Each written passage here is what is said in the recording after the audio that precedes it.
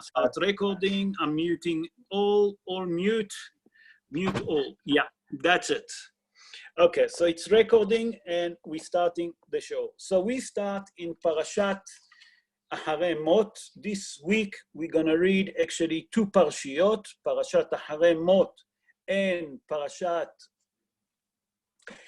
Kedushim. That's the two parashiyot that we're gonna read. But before we start, השיעור יהיה לעילוי נשמת אסתר בת משה ולרפואת מנשה נג'י בן פרחה ולרפואת שמואל בן מיכל וראובן חיים בן עליה ולהצלחת כל חולי עמו ישראל בכל מקום שהם. בעזרת השם נעשה ונצליח והשם עלינו ברחמיו וירביע. So just to give introduction about what we're going to read this weekend about in a parsha. So this week we're going to read Parashat, as I mentioned, Parashat Acherei Mot Kedushim. Acherei Mot Kedushim speak mainly about the Yom Kippur. What it means Yom Kippur? The job of the Kohen Gadol, what's happening, and how the Kohen Gadol have to conduct the Yom Kippur to do atonement for the Jewish people. And the Kabbalistic Rabbi explained, Rabbi, take it and listen to it carefully, that this Shabbos, the level of this Shabbos is like Yom Kippur. Why? Because we read about Yom Kippur, and when we read about it, it's considered like it's Yom Kippur. So we can reach to a higher level this Shabbos, we can do atonement, and we can ask HaKadosh Baruch Hu for forgiveness for all our things that we done wrong. So if a person work on himself, he actually can do atonement. And the parsha start like this. The parsha start like this. We are in Parashat Acherei Mot. וידבר אדוני אל משה אחרי מות שני בני אהרון, okay? בקרבתם לפני אדוני וימותו. Who have what do you call it, Chumash in the front of him, just unmute yourself and just read it. Mark, do you have a Chumash in the front of you, art scroll? If you have it, unmute yourself and just read the verse. Asablif. Okay, Mark doesn't have it. Who have it? Guys, who have it? No one have it. I can't believe. No one have the art scroll. So I will have to translate it. I'm not the art scroll, but I try to be as close to the art scroll. HaKadosh Baruch Hu spoke to Moshe after the death of the two children. Remember what he said, the two children, he doesn't mention their name. The two children of Aaron, when they enter the close fire, okay, and they die. And HaKadosh Baruch Hu killed them, lo alenu. And the question that most of the Mefarshim ask is like this. How come that the Torah repeat again the death of the two children of Aaron? Because we know in Parashat Shmini, in chapter 10, in verse 1, the Torah tells us that Nadav and Avihu, the two children of Aaron, brought a strange fire. And when they brought the strange fire, HaKadosh Baruch Hu killed them. So why is the Torah come and repeat it again? That's the question of many of the Mefarshim. The second question that we have to ask, how come that the Torah doesn't mention the name of Nadav and Avihu? They say Shnei Bnei Aaron, the two children of Aaron. And that's the question that we all have to understand. So from here, we have to understand one important thing. How come that it didn't mention the name of the children of Aaron? So the answer number one, that the Zohar HaKadosh bring from that it say Shnei Bnei Aaron, the two children of Aaron, it didn't mention their name, and that will help us to understand. We're learning something very important. What do we learn? We learn that the children of Aaron, Nadav and Avihu, was under the age of 20. And we know that there is halacha that if children, they're under the age of 20, they never get punished by Mita B'Yedei Shamayim. They doesn't get punished by HaKadosh Baruch Hu. So it's come to explain to us something very important. that Nadav and Avihu was under the age of 20, and they still been punished, mitabi de shamayim, punished them by the Almighty. So the second question that we have to ask, how can it be? So I'm going to bring the opinion of the Rabbi Yehezkel Landa. Rabbi Yehezkel Landa, just to give you a better idea, he born in Poland, and in his book, Hatzalah, what it means, Hatzalah, Tziyun leNefesh Haya, there he bring the Gemara in Masechet Brachot in page 31, folio 1, and he explained like this, that Hazal explaining in a Gemara that if a child, although that is young, but, he is scholar and is mature enough, if he a scholar and mature enough, he can be punished b'idei shamayim. But if he just under the age, but he's not so scholar person, not such a smart person, not such a mature person, okay, nothing can happen to him.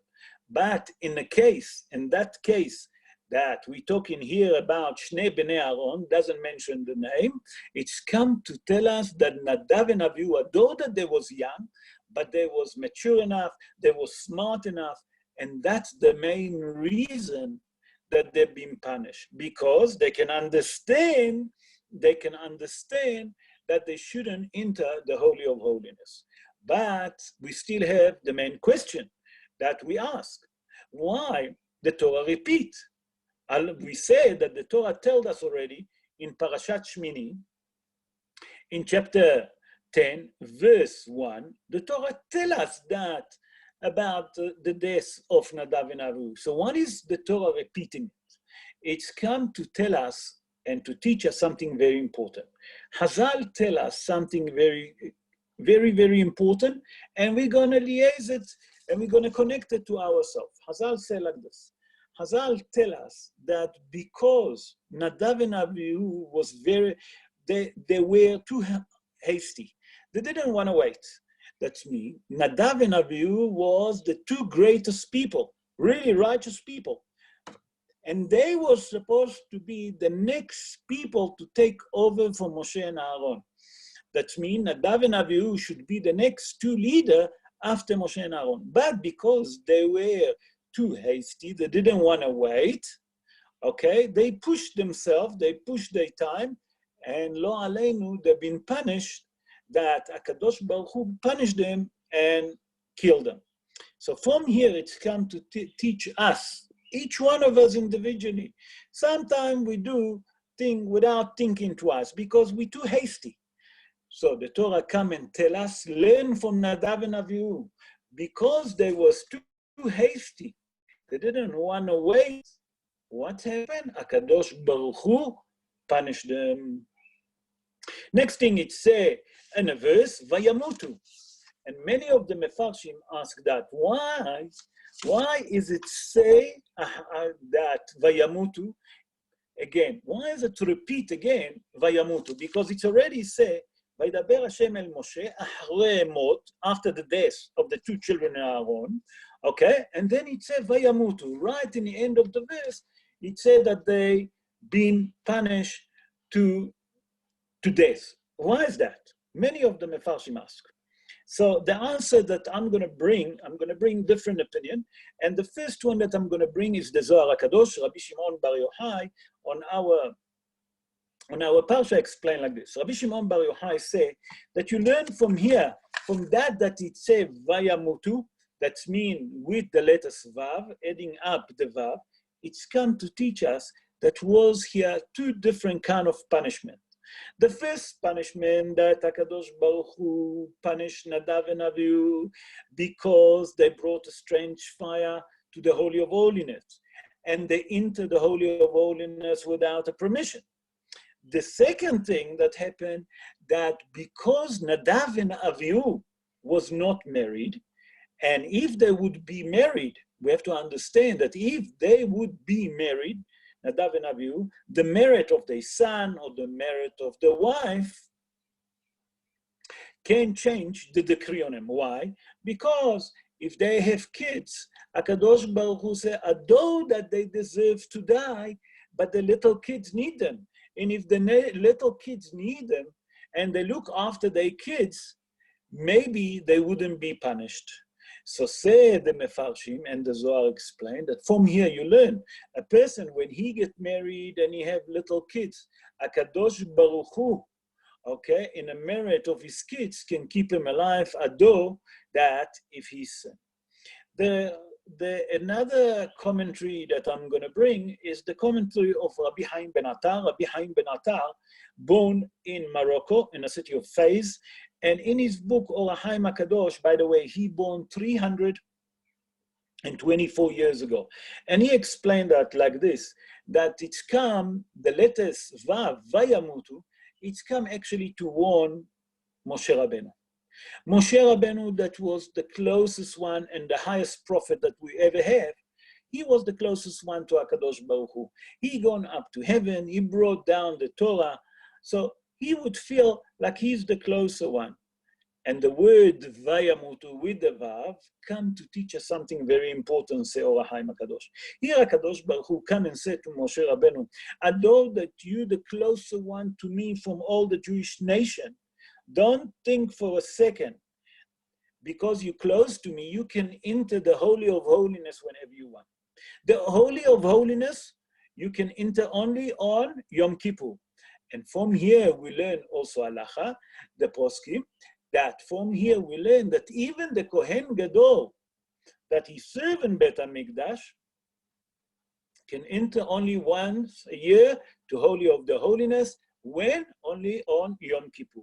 So the latest Vav come to teach us two different things, actually three different things. Number one is Moshe Rabbeinu should not enter the Holy of Holiness whenever you feel like, only on Yom Kippur. The other translation is that it's come to tell us that, number one, that HaKadosh Baruch Hu punished Nadav and Avihu because they brought a strange fire. There's a different opinion there in the Gemara, what's happened. And Rashi HaKadosh bring those opinions because they was drunk. Some people say that they brought a strange fire. Some people say, like the Zohar, that they wasn't married because the merit of the kid, if they was married, will stand for them. So we learn from here a very important thing, that it's come to teach us the Vav, that you have to be very careful when you come to the Kodesh. Kodesh is the holiness, when it's come to HaKadosh Baruch Hu. Let's move on to verse 3. And in verse 3, we'll see something very interesting, that Hazal tell us that here it's going to teach us something very important. And look what it says in verse 3. In verse 3, it says, Bezot yavo Aharon el HaKodesh bepar ben bakar lehatat ve'ay le'ola. Bezot. The word bezot, that means with that, Aharon will come to the Holy of Holiness, and he's going to bring a par. A par is a bull, okay? And that will be for, that bull will be a sin offering. And springbok going to be korban olah, for the sacrifice of olah. But many of the mefarshim say that actually here, that we're speaking about atonement, it's come, HaKadosh Baruch Hu send us a hint how to change the decree on a human being. And the Gaon Hida, Rabbi Haim Yosef David Azulai, he born in Jerusalem 296 years ago. He explained something extraordinary. In his book, Nahal Kedumim, he wrote few books. All of his book, he wrote about the body's organ. Okay, Tzipor and Shamir, Yad David, and etc. And in his book, Nahal Kedumim, he explained like this. He said that there is three things that we all know that can change the decree on a Jewish person, and what they are. And we saying it usually just before Rosh Hashanah, in the month of Elul, we say that Tzom Kol Mamon, that means Tfilah, Tshuva, Utzdaka. Now, it tells us, if you take the gematria of the word Tzom, Kol, and Mamon, each one of them, the gematria of it is 136. If you take 136 and you multiply it by 3, you will get 408. And the gematria of Zot come to tell us that that's 408. 408, it's come to hint to us. It's come to hint to us that when a person do those three things, he can change his decree. That means, lo alenu, a person have a bad decree on himself, and he find that he have a lot of tzoros. How can he change his luck? How can he change his decree on him? Hazal say, learn from the word zot. What it means, zot? That means, sorry, someone, I don't know who's there, please mute. Leon, can you mute your, 1 second, let me mute.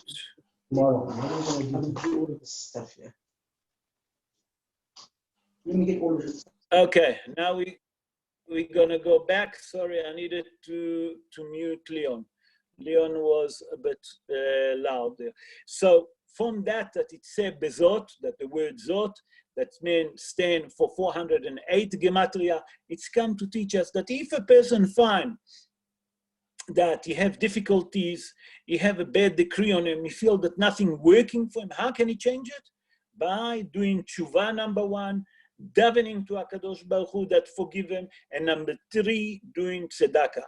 So it's come to tell us that the gematria of Zot, it's 408, and if you multiply Tzom Kol Mamon, that stand for tshuva, tefillah, and tzedakah, it's also 408, and we see from here the compassion and the mercy that HaKadosh Baruch Hu have on the Jewish people. What is that? That he given us a chance. He given us a chance that when a person have a decree on him, he can do tshuva. How can he do tshuva? Tshuva, tefillah, u'tzedakah, that's equivalent to tzom kol mamon, and that's the word zot, the gematria zot, 408. I'm going to continue now, and I'm going to move to verse 7. And in verse 7, the Torah speak about the 2 goats that the Kohen Gadol take, okay, and one going La Hashem, and the next one, he take it to Judean desert, and then he throw it there off the cliff. That's the next korban is La'azazel. And there it says like this, ולקח את שני השעירים והעמיד אותם לפני אדוני פתח אוהל מועד. The Torah tell us that the Kohen have to take 2 goats and you have to bring him in a front of Oil Moed, to put him in the front of HaKadosh Baruch Hu and Oil Moed. And immediately we have to understand why the Torah have to tell us all of that. Why is it so important? So the Gemara in Masechet Yoma, deal mainly about Yom Kippur. That means that the Gemara in Masechet Yoma tell us all the law, all the jobs that the Jewish people, that the Kohen Gadol have to do on Yom Kippur. And in page 62, folio 2, listen, Hazal explaining regarding the 2 goats, these 2 goats, what's so special about them. And Hazal say like this, that these 2 goats have to be the same value. That means when you want to buy one and you buy the other, they both have to be the same value of money that you have to pay for each other. That means the value of each one is equivalent. Not only that, they have to look the same. That means the two goats have to look identical. Not only that, they have to look the same heights. Not only that, they have to look and to have the same color. That means both of the goats have to look exactly identical, color, weight, height, value, everything. And immediately, the Mefarshim ask, why? Hazal ask in a Gemara, why does both of the goats have to be the same price, the same value? What difference does it make? If one is more expensive, one is higher, one is a different color, what difference? They're both goats. So I'm going to bring 2 opinions that to teach us 2 different ideas. The one ideas I'm going to bring from the Zohar HaKadosh. The Zohar HaKadosh in our Parsha explain, it's come to tell you that the main reason for it that the 2 goats have to look the same, it's to teach us that not to give a chance for the Satan to complain. Why? That the Satan not going to complain and say, look, if I was better. If I was that, or I was that, I will be a better human being, a better angel. Not a human being. He's not a human being. He's an angel. It's come to teach us not to give a chance for the Satan to complain.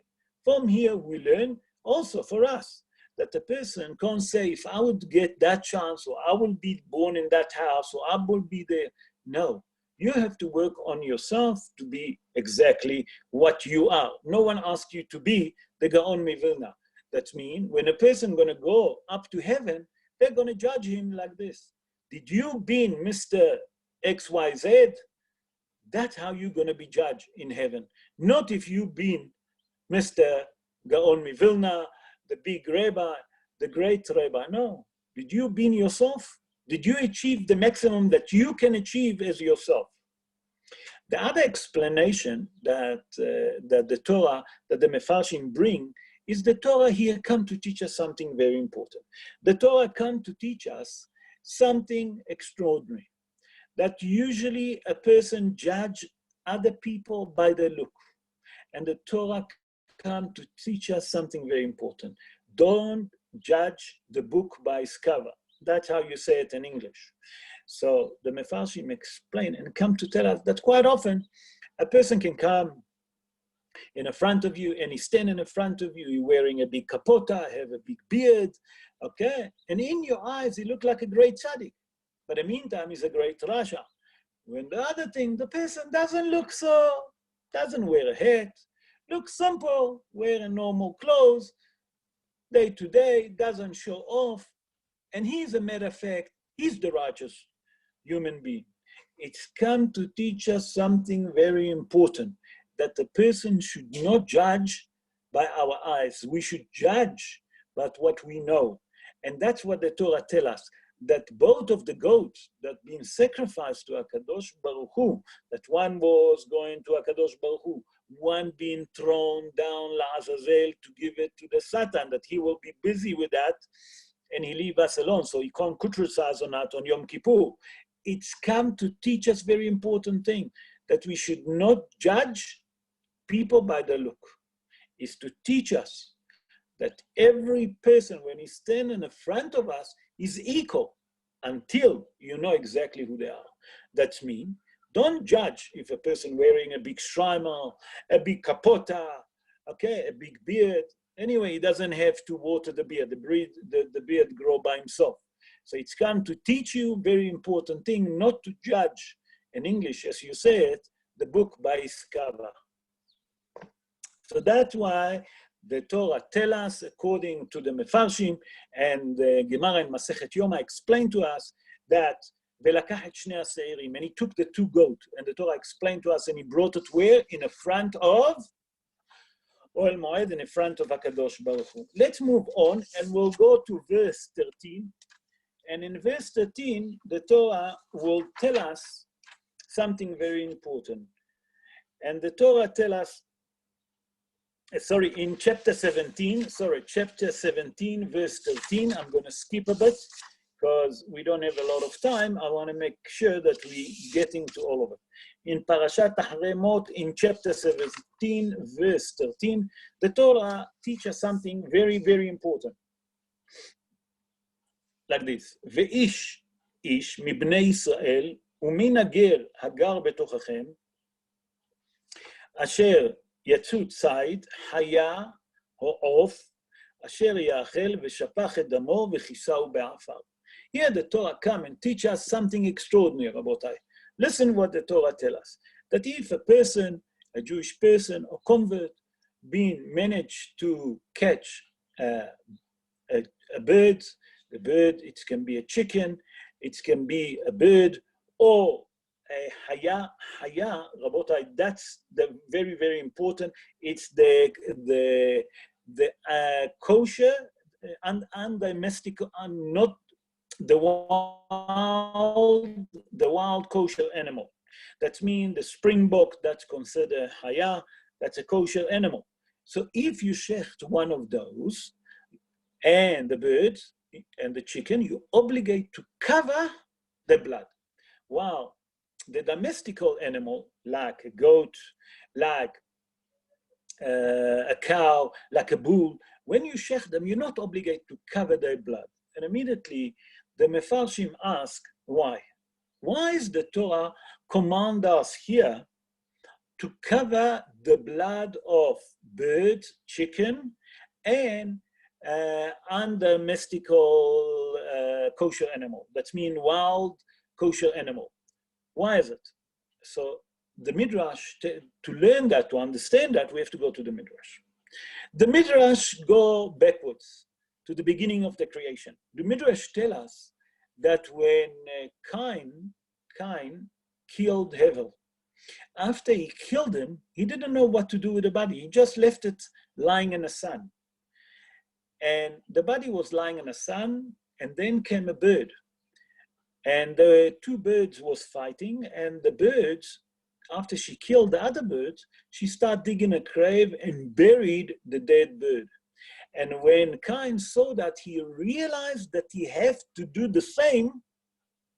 He have to do the same to his own brother Hevel, that he have to bury him. And he started digging the grave for him. And the Midrash said that the birds and the wild undomestical kosher animal come and help Cain to dig the grave for Hevel. So said the Midrash, here the Torah come to teach us that HaKadosh Baruch Hu showing gratitude to who? To those animals to cover their blood, that you have to learn from here. If someone done for you a favor, if someone done something good for you, you must always show him gratitude. The same like we obligate to show gratitude for the animal that dig the grave for Hevel, although that we have nothing to do with that, but because we part of that, we part of Adam HaRishon, to teach us that gratitude is very important. The Torah come and teach us a basic principle, that if someone done something good for you, and no matter what, when, no matter what, why, when he done it, what he done it, and how he done it, he done you a favor, whatever the favor was. Remember that you obligate to show him gratitude. And that's the message on that verse. When it say here, V'chisa et damo, that mean, V'chisa et damo, that mean after that you shech that animal, those kind of animal, you obligate to cover the blood with soil, with earth, okay, is to show us that we showing gratitude to those animals that done that kind of a favor many, many years back. How many years back? If we look, it's how many years now we are for the counting? It's 5,000. No, help me, guys. You don't want to help me here. It's 5,780 years backwards, that since the day of the creation. So if you look, we still showing gratitude to who? To those animals 5,780 years ago from the day of the creation. Let's move on. Now we're going to move on, and I would like, because the time is short, and we're going to do another parasha. I'm going to start with Parashat Kedushim. I'm going to move on to Parashat Kedushim. And in Parashat Kedushim, the parasha starts like this. It says, Vaydaber Hashem el Moshe lemor. HaKadosh Baruch Hu spoke to Moshe to say, Daber el כל עדת בני ישראל, ואמרת עליהם, קדושים תהיו, כי קדוש אני השם אלוהיכם. Here, HaKadosh Baruch Hu said to Moshe, speak to the children of Israel, the entire Jewish assembly, include Aharon, your brother, and the 7 elderly, and entire Jewish assembly. Everyone must be there. And the question that many of the Mefarshim ask, what does it mean, Kedoshim Tiyu? So let's see what Rashi say. Rashi HaKadosh say like this, Melamed shene'emra parasha zot be'akhel. What does it mean? That Rashi mean to say that this parsha been told what everyone was gathered together. Everyone was there. That means the parsha of Kedoshim being said while all the Jewish people was together. And the question is, what is Rashi trying to tell us? What are you trying to tell me? So to understand that, I'm going to bring different opinion. What does it mean? That means that we have to understand what it means gathering. What is the word gathering have to be? What does it try to tell us? So I'm going to bring number of ideas. That means that one of the things that the Hatam Sofer explained that verse like this. The Hatam Sofer is Rabbi Moshe Sofer. Rabbi Moshe Sofer born in the city of Frankfurt in Germany, and he born 257 years ago. And in his book, Torah Moshe, he explained like this.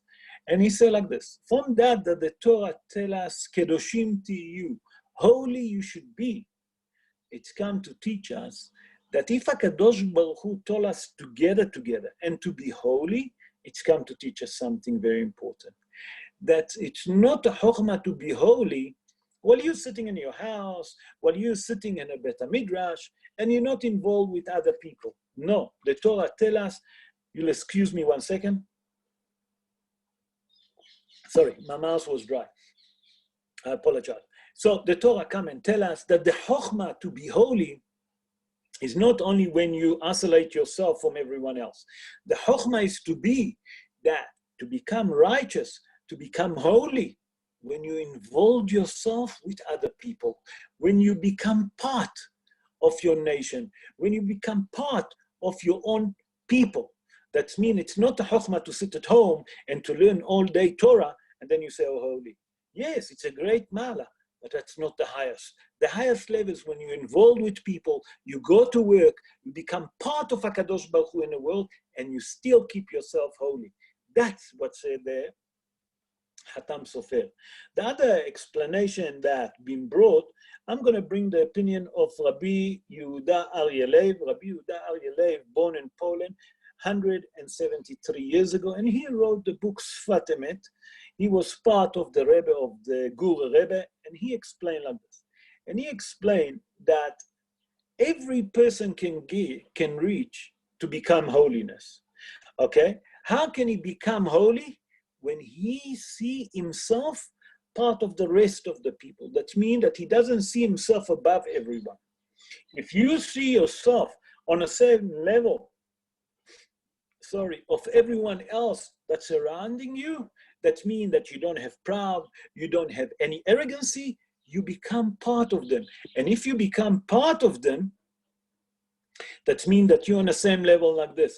And if you're on the same level like them, that means that you can get holy together. But if you think that you're above them, then there is no way that you can connect. That means that you're arrogant because you think above them. Then you can't be holy. Other explanation is that the Mefarshim explain that from here you learn Ki Kadosh Ani. What it means Ki Kadosh Ani? Because I'm holy, I'm your God, Ani Elohechem, it's come to teach you something very important, said the Mefarshim. It means that from here you learn that many people will say, listen, how can I be holy? I come from this house, or from this house. My father was never a rabbi. My father never was a righteous man. You know, he wasn't a great Talmid Chacham.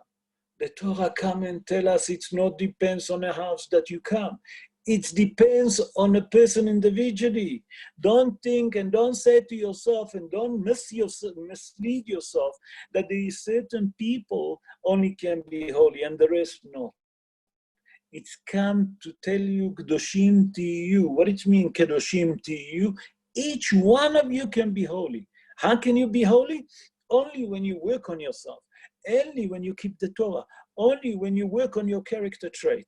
That means the Torah here come to tell us that we mustn't think for a second or to have this idea that other people or certain people, they are being chosen to be holy. Every Jewish person can be holy if he work on himself, if we work on his character trait, if he learn Torah, if he keep mitzvot. That will help him to holy himself. He'll go from level to a level to another level until he become a holy. That means the Torah come and tell us that every Jewish person can be holy. And that's the message here, Rabotai. And person can't say, listen, I done averot. Okay, you done averot. Who didn't done averot? The Torah tells us specifically, En tzaddik ba'aretz asher ya'aseh tov velo yachta. There is no such thing that you can tell me that he is righteous. person in this earth that he done only mitzvot and he never sinned. Why? Because we are human beings. When it comes to teach us that a human being can make mistake, but although that you make mistake, you can work on yourself, you can lift up, pick up the pieces, and you can reach later on to a higher level. And that's the message here, Kedushim to you, that everyone can reach to that higher level. Okay, let's move on.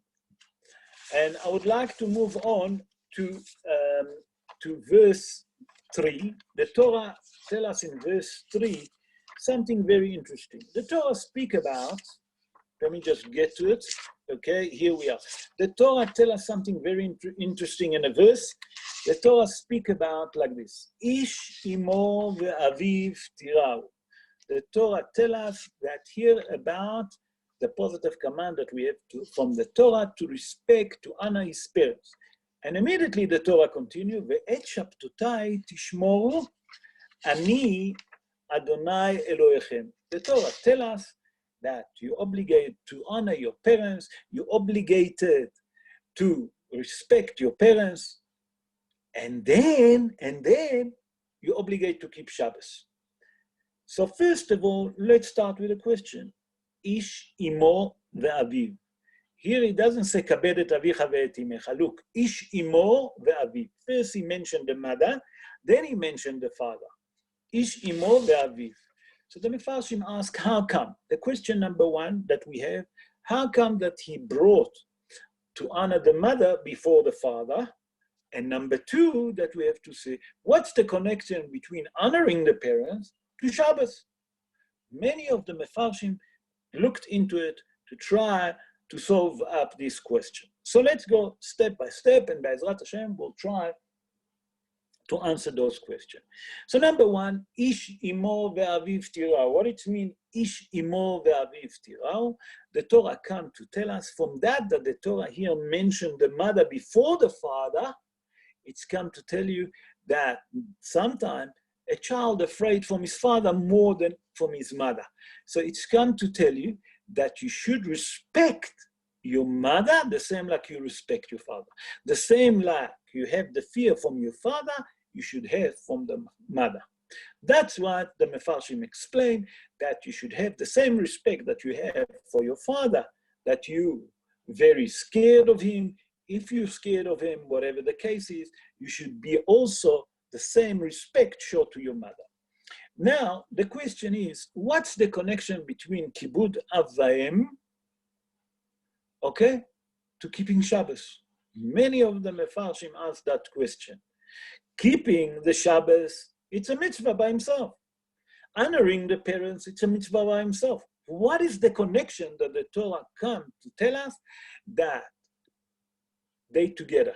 That's the question that many of the Mefarshim ask and try to answer that question. So I'm going to bring the Ari HaKadosh, Rabbi Yitzhak Luria Ashkenazi. Rabbi Yitzhak Luria Ashkenazi, just to give you history about him, he was one of the greatest Kabbalistic rabbi that lived in the 16th century. He born in Jerusalem, he lived in the 16th century, and his main place was in Tzfat. He was a young boy when his father passed away, and his mother, that was from Mishpahat Basis. His father was Ashkenazi, the mother was Sephardi, took him to Egypt because her brother was one of the main, the main Macha person in Egypt in that time. And he said to her to come to Egypt and he can support them financially. And so because she was poor and they didn't have money, she took him because he was a little boy and she didn't have money, and they're gone to Egypt. The Ari HaKadosh lived only to the age of 38 years old, that's all, very young age. He lived most of the rest of his life later on in Tzfat. And in his book, it's actually, he didn't write the book, I'm wrong. The book Etz Chaim wrote by student, the Maharchu, Rabbi Chaim Vital. Rabbi Chaim Vital was the only student that was allowed to write Etzachaim, because he explained to his student that none of you understand me to the depths that, like the Maharu, Rabbi Chaim Vital. And in his book, Sha'ar HaPsukim, in a chapter that speak about the verses, there he explained like this. And actually he bring his commentary from the Zohar HaKadosh on Parashat Shelach Lecha. In Parashat Shelach Lecha, he bring like this. And he say, and the Zohar explained, that a person that on Shabbat say Hidush, tell a Hidush to people, or say Hidush at home in his own house, and he say Hidush on Shabbos, that's the highest level that he can honor his parents. And he explained like this. He said that the parents, when a child want to honor his parents, and if they passed away and they're in heaven, they get the highest level of respect when? On Shabbos. When the son say Kedushim on Shabbat, that's lift up and honoring them more than anything else. So say the Acherei Kadosh. Now you can understand what's the connection. The connection between Shabbat and honoring your parents, that if you learn Torah and you say Hidush on Shabbat, on the Torah, you can honor by that your parents the highest level. That means if you want to know what's the highest level of honoring your parents, say Acherei Kadosh is on Shabbat. How? By that you say Hidush, that you develop something, you say something very interesting that you hear from someone else, that on Shabbat you tell on the table, if your kid is there or your wife, and you tell her Hidush that she never hear. That's how you can respect the most your parents. So from here we learn the connection between honoring the parents on Shabbat, that on Shabbat, said the Acherei Kadosh, you can honor your parents to the highest level. When? Only on Shabbat, when you say a Hidush, a Dvar Torah. Okay, let's move on to verse 11. In verse 11, the Torah tells us something very interesting. Look what it says. Lo tignovu, velo tikahashu, velo teshakru, ish ba'amito. If you look at the first two words, lo tignovu, you should not steal in plural. And we know that the Torah in Sefer Shmot, in Parashat Yitro, speak about the Ten Commandments. There the Torah speak about something very interesting. There when she speak about the Ten Commandments, what does it say? Lo tignov, in singularly. And immediately all the Mefarshim ask, why is the Torah in Sefer Vayikra here in Parashat Kedushim tell us lo tignovu in plural? While in Parashat Yitro, in Sefer Shmot, when it speak about the Ten Commandments, it said that lo tignov in single. What's the difference between them? That's what the Mefarshim ask. So Hazal explained like this, the difference is that in our Parsha, it said lo tignovu, it's referring to money, that you should not steal money. While in Parashat Yitro, when it says lo tignov, that speak on singly, it speak about you should not kidnap a human being. Lo tignov, that means gnevat adam. Gnevat adam, it's kidnapping, it's human trafficking, what you call it today, that we're not allowed to do it. That's in Parashat Yitro when it's saying singly. But here, it teaches that we're not allowed to steal money. What it means to steal money in plural. You're not allowed to steal. But the Mefarshim explains something like this. From that it's saying in plural, it's come to teach us something else. Another thing. Not to steal money, it's one thing. You maybe not steal. But you can be, without stealing money, you can steal money. And the Mefarshim ask how? How can it be? The Mefarshim explain, if a person work on a job, or a person work for a boss, and he knows that his fellow colleagues that work with stealing, and he doesn't say a word, he become a partner, the Torah tells us, to this one that steal. Although that you physically didn't steal, you didn't take nothing. You are 100% kosher. By that you keeping quiet and not informing your employer, not informing the company, not saying anything, keeping quiet, you become a partner to that person that steals, and you on the same level of stealing like him. And that's what it's come to tell you, Lo Tignovu, to teach us that if you see someone stealing, I know that you yourself, you're not stealing nothing. But you know that Chaim Shmerel or Chaim Yankel stealing, and you keeping shtum, you become a partner and you steal like them. Your avera is exactly like them. Your sin is exactly like them. And that's what the Torah come to teach us. That if we see someone stealing, it's our obligation and it's our duty to report that person that steals. So from here we learn something very important about that. That sometimes we ourselves pretend that we don't see, or it's better for us not to see. The Torah come and tell us, you must look after your employer, after your boss. By that you see other people steal, that can lead you in the end also to steal. So the Torah come and tell us a boundary, that if you're not going to report and you're not going to keep, if you're going to keep quiet and you're not going to say anything, you become exactly like him. And that's why it's saying in our Parsha, Lo Tignovu. Let's move on to verse 18. And the Torah tells us something very interesting in verse 18. Lo tikom, it says like this, Lo tikom velo titor. Et bnei amcha, that means that you're not allowed to take a revenge and you're not allowed to keep a grudge, okay? Ve'afta lereacha kamocha ani Adonai. The Torah tells us that you should love your fellow friend exactly like you. And many of the Mefarshim ask what it means to love your fellow friends like you. And there is all different opinion. That's what it means to love your fellow friends like you. We spoke about it when we spoke about the student of Rabbi Akiva. And there we explained that the most important thing that we have to do, that to love your fellow friends exactly like you. Stephen, would you mind just muting yourself because you make a bit of a noise and it disturbs me? So it's come to tell you that that the person should make sure that he love his fellow friend exactly like he love himself. If he prefers certain things and his fellow friend want, he must give him exactly what he would prefer.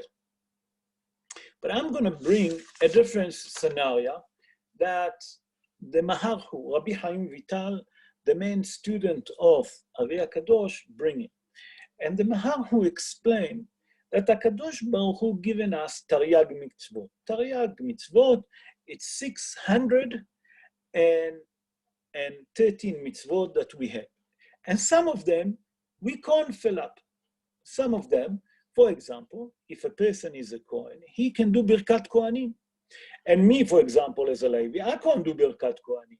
A person that Israel, he can't say Birkat Kohanim. So how can I fulfill all the 613 mitzvot the same like a Kohen? Many of the Mefarshim ask that question. And the Maharhu explained like this. From that it says that you should love your fellow friends like you love yourself. If you are Kohen and you go and duchen, and you go up and duchen as a Kohen, and you have in mind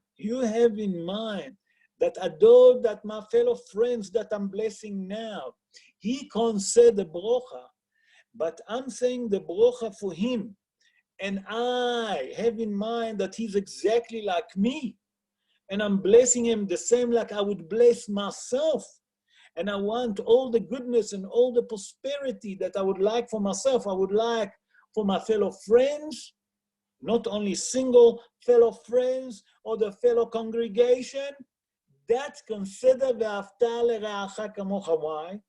Because those certain mitzvot, that you done it with love. And if you've done it with love, you're connecting your soul with your fellow friend's soul, and it's become one soul, because all the Jewish people considers one soul. It's just that each one of us have a different spark. So it's come to tell you, when you do a mitzvah with love, when you support your friend with love, and you bless him with love, and you give him the full honor, although that he can't do it, he become part of you. And if he become part of you, that means ve'afta l'ra'acha kamocha. And please God, we should all love each other. We should all respect each other.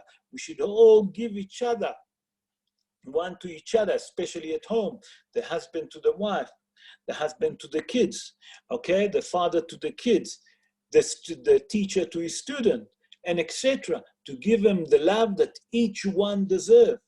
Not only that each one deserves, to make sure that they're all equal, and to love the entire Jewish people like they want. And if we do that, we show unity. And if we show unity, we have a guarantee from HaKadosh Baruch Hu that he will redeem us, because we know that when is Bet HaMikdash, the second Bet HaMikdash, got destroyed? Why? Because Sinat Hinam. Sinat Hinam, baseless hatred. It's come to tell you, if we love each other, if we live in peace and harmony with each other, like I started at the beginning, the shi'ur, if we consider ourselves all equal, no one is better, no one is worse, then we don't have any proud or arrogancy about our fellow friends. And if we do that, HaKadosh Baruch Hu will see that we love each other.